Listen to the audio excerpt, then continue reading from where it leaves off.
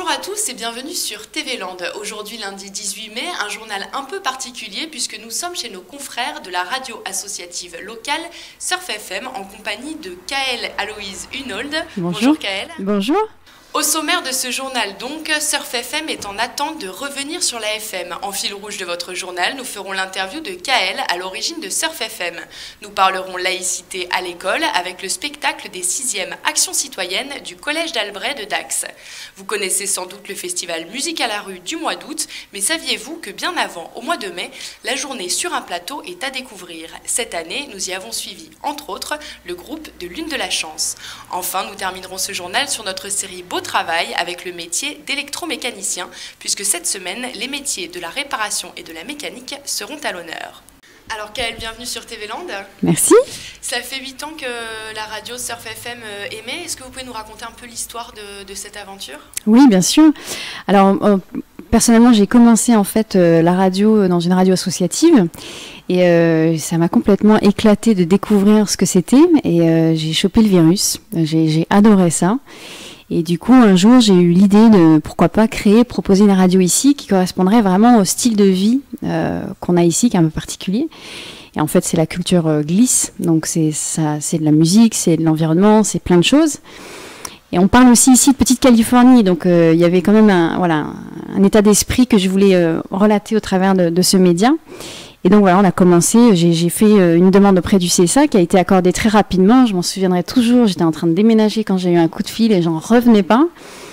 Et pour la petite anecdote, quand le coup de fil est tombé, j'avais fait la demande mais je ne m'étais pas préoccupée du reste. Et là j'ai réalisé qu'en fait il fallait que je m'équipe, que j'achète une antenne, du matériel, j'y connaissais rien du tout. Et là, ça s'est fait du coup en fait, j'ai fait beaucoup de recherches sur Internet. Heureusement qu'il y a Internet. J'ai appelé des gens qui n'avaient jamais entendu parler de moi et j'ai demandé à des professionnels de me conseiller, des présidents d'associations. Je leur ai demandé comment remplir les dossiers aussi parce que c'est tout un univers à part et quand on ne connaît pas, il faut se faire aider. Donc, c'était assez drôle et j'ai lié d'ailleurs pas mal de contacts avec des gens comme ça par qui au début ça a été par téléphone. Je leur demandais ce que c'était que les codes de WS 98, enfin des choses qu'on ne sait pas quoi. Et donc c'était très amusant et je me suis fait aider par maintenant des gens avec qui je travaille depuis 8 ans et qui m'ont fourni tout le matériel. Et la première année, on s'est installé à la maison. On était dans une résidence, alors ça a été assez extravagant puisqu'on avait mis le relais sur le bâtiment et puis on avait eu un peu tous les voisins qui étaient venus crier parce qu'ils avaient peur pour les ondes, mais en fait c'était pas nocif parce que c'était juste un relais. Donc la première année, on a fait ça un peu comme ça parce qu'on avait vraiment envie de le faire et puis c'était à la maison, donc c'était rigolo. Les invités venaient, ils se déchaussaient et puis ils montaient dans la chambre d'amis. C'était très sympa et puis on était de l'autre côté de la dune au Bourdaine, donc dès que les compètes s'étaient terminées, les gens venaient à la maison. C'était vraiment sympa. Après, on a dû bouger parce que c'était pas viable. Aujourd'hui, vous avez des locaux quand même hyper grands, donc vous avez fait du chemin quand même depuis Ça a été quand même laborieux. Oui, en fait, on a beaucoup déménagé parce qu'on n'arrivait pas à trouver de soutien vraiment pérenne. Donc, on n'a pas arrêté de déménager. La commune d'Osgore, à un moment donné, nous a loué un local, mais c'était toujours pour une saison. Donc, il fallait qu'on déménage la radio en fin de saison. Donc, déménager, réemménager, enfin, quand on sait la masse de travail en termes techniques, logistiques et tout, c'était quand même très compliqué. Moi, je me suis quand même découragée au bout d'un certain nombre d'années. Et puis, il y a eu un changement d'équipe là, à Osgore, après les élections en 2014. Et là, on a vraiment senti qu'il y avait vraiment une volonté de nous aider. Donc, on a eu des locaux là qui nous sont mis à disposition à l'année. Donc ça, c'est quand même génial. Il faut savoir quand même que Surf FM émet que sur la saison d'été, donc pour couvrir la saison d'été. Et ça, c'est un choix de notre part. C'est-à-dire qu'on a demandé au CSA de faire ça, d'émettre sur la saison d'été. Parce que si on savait que si on attendait une fréquence qui serait disponible à l'année, peut-être qu'on n'aurait jamais fait de radio, puisqu'il n'y a jamais eu d'appel jusqu'à aujourd'hui de fréquences disponibles de ce type-là. Donc que les gens comprennent aussi, parce que souvent on nous demande pourquoi vous avez pas le droit d'émettre à l'année. Mais ça a été d'abord un choix de notre part. Et grâce à ça, on peut émettre tous les étés de chaque saison. Après, c'est vrai qu'on aimerait pouvoir se développer et vraiment être à l'année. Ça serait génial. Il y a de quoi faire. Ça se développe tellement ici que...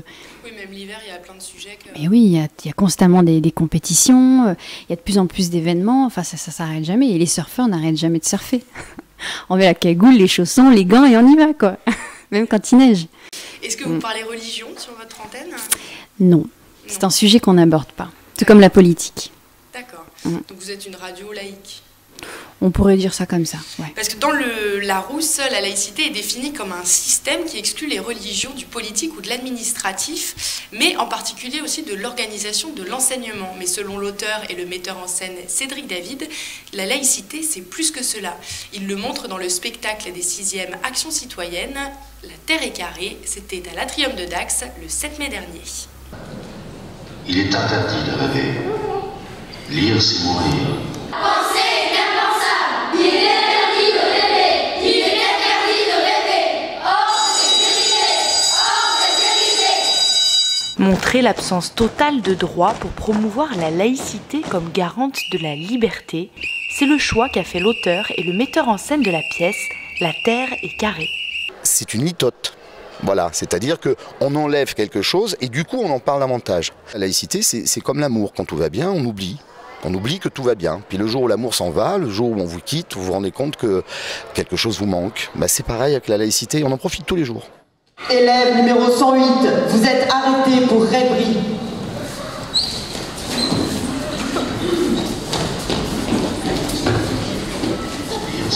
La laïcité, c'est finalement la liberté que chacun a de pouvoir croire ou ne pas croire, et c'est une liberté qui est personnelle. Pour que chacun puisse vivre dans une collectivité, il faut que les convictions propres et intimes se fassent discrètes et qu'au contraire on partage des valeurs qui permettent de vivre ensemble. Le concept n'est pas facilement identifiable. Et quand vous travaillez avec des enfants de 11 ans et qu'en plus vous les amenez au théâtre, qui est une chose nouvelle pour eux, ça devient très lourd et très compliqué. Là, la charge était difficile, monter un spectacle en 24 heures. Eh bien, on l'a fait en moins de temps et la condition, c'était évidemment d'épurer la mise en scène, d'offrir un cadre assez solide qui leur permette de se retrouver et de comprendre ce qu'ils font. Mais pour moi, ce que je voulais par rapport à la laïcité, c'est qu'ils la trouvent dans une forme de liberté d'expression dans le jeu. Et je pense qu'ils l'ont fait, puisque ce soir, je les ai regardés, jouer, j'étais en régie, et que j'ai vu des choses magnifiques sur leur capacité à improviser, si vous voulez, dans l'émotion. Je suis ébloui, quoi. L'objectif du collège, c'est aussi d'acquérir une meilleure maîtrise de la langue française. Donc là, c'est un exercice grandeur nature, finalement, pour eux. Et on a vu que des élèves assez timides, finalement, ont réussi à s'exprimer de façon tout à fait audible, avec une puissance sonore et un jeu d'acteurs véritable. Donc c'est très satisfaisant. D'un côté, j'étais stressée, mais de l'autre, j'avais envie de montrer pour montrer aux gens ce qu'on faisait, ce qu'on avait appris, et voilà. J'ai eu le trac comme Léa, mais quand même, c'est important pour respecter les autres, voilà. La représentation devant les familles des élèves clôturait une année de travail au sein des nouvelles classes Actions citoyennes. Ce projet a véritablement créé a fédéré le groupe. Voilà, ça fait un groupe d'élèves tout à fait soudés. On n'a pas peur du jugement de l'autre, on est en confiance dans sa classe, donc peut-être plus confiant aussi dans les apprentissages que l'on peut faire, plus confiant par rapport au fait de se tromper. Voilà, ça n'a plus la même valeur de se tromper dans un groupe dans lequel on est en confiance ou au contraire quand on craint un peu d'être regardé avec moins de bienveillance. Donc là, effectivement, ça crée une vraie cohésion et qui est tout à fait porteuse du point de vue de la vie en collectivité et des apprentissages. Moi j'ai trouvé que c'était très symbolique par rapport à surtout l'intolérance qu'on peut avoir par rapport à beaucoup de choses, étant donné que actuellement on vit des événements compliqués. On l'a eu en début d'année, aujourd'hui c'est le 7 mai, demain le 8 mai, et ça nous renvoie à des événements qui ont été terribles dans l'histoire. Donc la symbolique de la tolérance envers les autres par rapport au thème de la laïcité. Voilà. Ce type de démarche devrait se développer un petit peu partout sur le territoire, parce que visiblement, au vu du nombre de personnes qui se sont déplacées ce soir pour venir voir cette pièce, je pense que c'est un succès. Un succès qui confirme la volonté du collège de poursuivre dans cette voie. Cet intitulé de classe Action citoyenne, effectivement, il sera reconduit et mis au service des vraies valeurs que nous souhaitons défendre. Donc j'ai cru comprendre que votre religion à vous, Surf FM, c'est plutôt la musique. Est-ce que vous pouvez nous éclairer un peu sur la ligne éditoriale de votre station? Oui, je dirais même que c'est les bonnes ondes, que ce soit les ondes de l'océan ou de la musique. Alors, nous, on a en ligne éditoriale la glisse, bien sûr, la musique, l'environnement Et puis dans chaque thème, c'est très vaste, hein, parce que dans la musique, c'est très éclectique. On a toutes sortes d'émissions, des émissions hip-hop, reggae, rock, voilà. On pourrait dire qu'on a plutôt une couleur rock, mais avec quand même énormément de sons différents. Puis on aime bien aller fouiller des labels un peu indépendants. On n'est pas axé commercial du tout. Donc ça c'est pour le côté musique, et puis après on a des émissions aussi comme le Big Show qui ont voilà, des invités qui viennent. Il y a une chronique littéraire aussi. Donc voilà, on se cultive aussi à Surf FM. Et du coup en musique vous aimez faire découvrir des nouveaux groupes du coup locaux, pas forcément. Oui, alors il y a beaucoup de gens qui nous écrivent, des groupes locaux qui font soit qui ont leur propre prod ou alors des labels qui nous écrivent, et on essaye, alors on fait de notre mieux, hein, parce qu'on n'est que des bénévoles, hein, il n'y a pas de salariés à Surf FM, donc entre la vie de famille, le travail et la radio, donc on essaye d'écouter tout ce qu'on nous envoie et vraiment de faire un travail de sélection qui colle avec notre prog. Et on est plusieurs à le faire, et des fois c'est un vrai. Bon, alors, des fois c'est quand même un casse-tête parce qu'on écoute plein de trucs, et c'est toujours, en fait, ça fait toujours un petit peu mal au cœur de refuser certains morceaux parce que les gens les envoient de bon cœur. Mais après c'est vrai que des fois on a des pépites, et on se régale, quoi. Et les gens, on a des retours tellement positifs, des gens qui se régalent dans leur voiture d'entendre une telle diversité. Parce que ça change des autres radios qui ont une petite prog avec pas beaucoup de morceaux et avec un but vraiment de matraquer. Voilà. Nous, on est plutôt dans la diversité, de faire découvrir aux gens ce qu'on propose, quoi. Eh bien, on va rester dans la diversité et la découverte, puisque chez TV Land, on aime aussi la musique, et on a suivi cette année au festival de Luxay le groupe de Lune de la Chance. Quelques balances avant le show pour régler les derniers détails et s'échauffer un peu. Regard noir, lèvres pulpeuses et tresses dans les cheveux, aucun détail n'est laissé au hasard avant la représentation du groupe de Lune de la Chance. L'opportunité de jouer devant les programmateurs de l'Aquitaine, mais aussi devant le grand public, est comme qui dirait une occasion en or. La pression, c'est de savoir s'il y aura du public ou pas, avant de se dire qui fait partie du public, en fait. À 14h, le public est au rendez-vous, le live peut commencer.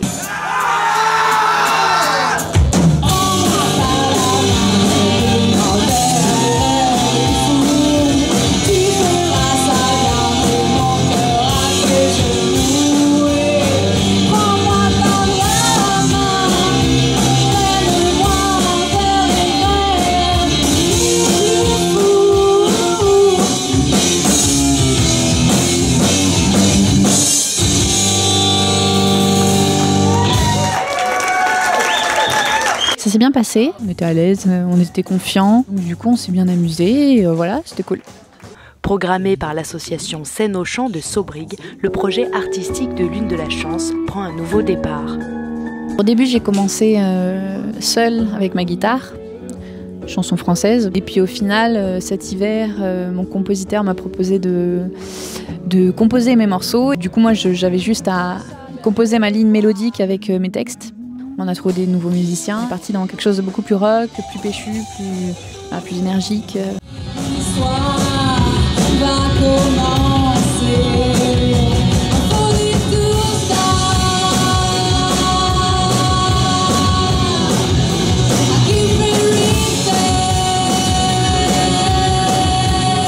Ça me plaît et je me sens bien parce que du coup j'ai plus de guitare, donc je peux être vraiment chanteuse, et je compte complètement sur mes musiciens pour être derrière moi, pour me soutenir. Et chacun a son rôle et chacun a son personnage et sa place, vraiment qu'il faut qu'on ait une équipe. C'est la 3e fois que je les vois en concert et je trouve que vraiment le projet est beaucoup plus abouti, les morceaux sont bien finis, ils commencent à bien trouver leur place. Hein. Il y a quelques petits solos de guitare électrique. C'est rock, moi ce que j'aime bien dans sa voix, c'est des fois j'y reconnais un petit peu de Geshpatis. Au programme du groupe, l'enregistrement d'un EP de 4 titres, puis l'enregistrement de l'album et sans doute de nouveaux concerts. Peut-être qu'il y a des programmateurs qui vont nous dire, on verra. Ah, je les vois aller loin, je sais pas, je leur souhaite quand même. Déjà ce qui est plaisant, c'est qu'ils sont à l'écoute, ils sont motivés, ils sont professionnels, ils sont sérieux, c'est possible. Au terme de cette journée, une dizaine de groupes pourraient être sélectionnés pour jouer aux côtés des grosses têtes d'affiche au festival de Luxay au mois d'août. Nous sommes donc restés pour capter un peu l'ambiance, mais avant de vous passer un reportage, je demandais à Kael si tu as un groupe de la région ou pas de la région un peu coup de cœur. Oui, dernièrement on a reçu Irina de From Brazil qui est venue faire un live à la radio, son des Nantais, et puis on s'est régalé. Voilà. Vous faites des lives à la radio? Oui. On essaye avec les moyens qu'on a, mais oui, on adore, enfin, on aime tout ce qui est vraiment vivant. Déjà, toutes les émissions sont en direct, à 90%, et puis quand on a l'occasion de le faire, on aime bien le faire, oui. Peut-être que Irina from Brazil arrivera très bientôt jusqu'à vos oreilles. En attendant, je vous propose un petit aperçu de la journée festive sur un plateau. Tout style de musique et tout style de public, la journée sur un plateau est sous le signe de la découverte.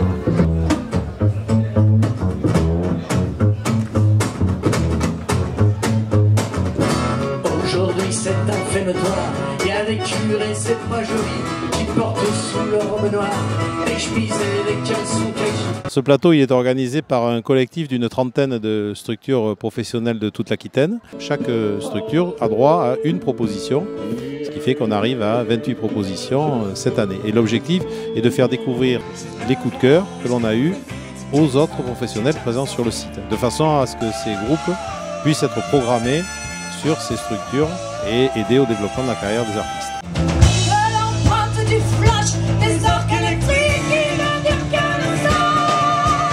Normalement, c'est la crème de la crème. Les concerts s'enchaînent, il y a des petites odeurs de saucisses comme ça. Non, c'est très bien. Je pense que la journée va être belle. Une belle journée ouverte par un discours du président de Musique à la rue, François Garin, qui a souhaité souligner les problématiques du milieu culturel en France. Les festivals sont en danger. 180 manifestations vont être annulées ou supprimées cet été. Un festival, ça amène des gens qui le plus souvent sont joyeux, festifs. Ça fait du lien entre toutes les générations. Et je pense qu'il faut faire des efforts pour que ces manifestations perdurent. Passez une bonne journée, soyez heureux, merci de votre attention. La baisse des financements publics pourrait impacter les festivals de musique à la rue, mais sans pour autant les fragiliser. Nous sommes à 70% en autofinancement sur les entrées. Donc nous, à partir du moment où l'on fait une bonne programmation, que le public répond présent, on est sûr d'avoir déjà 70% de nos recettes. Pour cette journée, le public a répondu présent pour lui aussi avoir peut-être ses coups de cœur musicaux.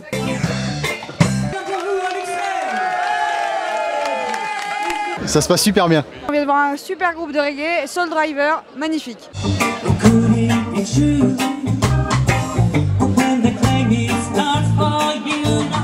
On vient tous les ans. La musique tzigane, j'ai bien aimé. Le groupe de reggae, le chanteur Castra, qui était sympa. Les autres, j'ai pas trop accroché. Je viens tous les ans. Éco-responsable et ouvert à tous, sur un plateau annonce la couleur pour que ces festivals perdurent.